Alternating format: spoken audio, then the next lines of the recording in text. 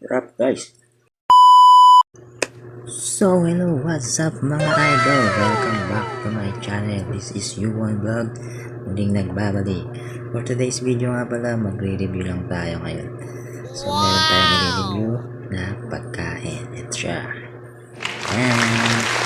Nakita niyo ba ito? Ito yung nabili kong palaman guys dun sa TL namin. So shoutout nga pala kay Ma'am Geneva, yung magandang TL namin dyan. So ito guys, 180 pesos lang. Nabili ko sa kanya, baka gusto nyo. Ilalagay ko na lang yung messenger nyo or yung telegram para pwede nyo siyang kontakin kung order kayo na ito guys. Ito pangalawang order ko na ito kasi yung unang in-order ko is yung chocolate. Ngayon naman, titikman natin ngayon is itong yema. Ubi yema jam yan. Tingnan natin guys. So, buksan na natin. Yan, bago silya itong silya. Yan guys. 180 pesos na guys.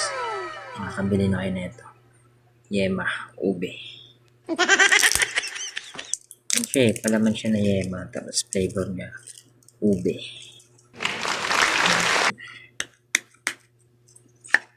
Yun. Yan guys. Ano naman? Ube. May kutsara. Tignan na natin.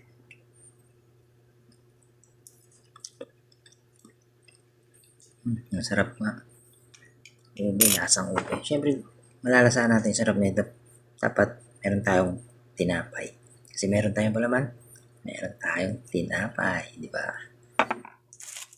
Ito. Tinapay. Yung tasty. Nabili ko yung labasa namin. Kaya matitikman natin yung sarap ng palaman pag may tinapay ka naman. Tinapay.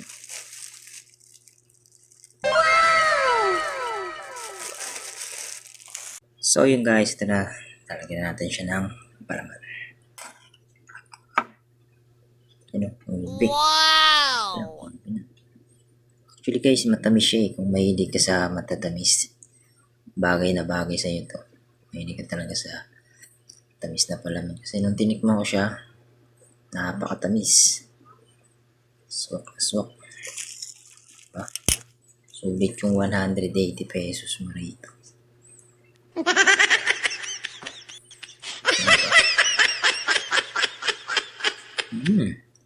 Rap guys. Lasa talagang ube.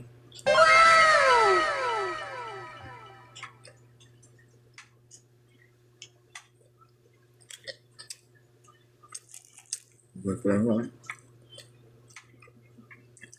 Kala mo purong ube siya pero hindi mo alam. Galing siya sa yema. May ube naman talaga to. Ube nga yun. So kung gusto nyo to guys, sa message na kayo, nalagay ko yung messenger o yung telegram ng TL namin. Pwede kayong order doon. 180 pesos lang guys. Sulit. Wow.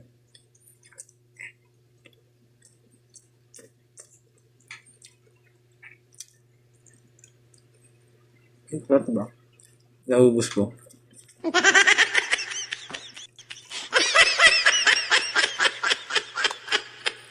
So ayun guys, hanggang dito na lang kung nagustuhan mo yung video natin. Huwag mong kalimutang mag-subscribe at i-follow ang ating Facebook page.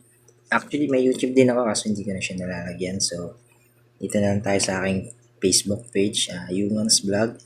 Then, paki-like na rin, then share kung nagustuhan mo siya para sa iba pa nating mga video.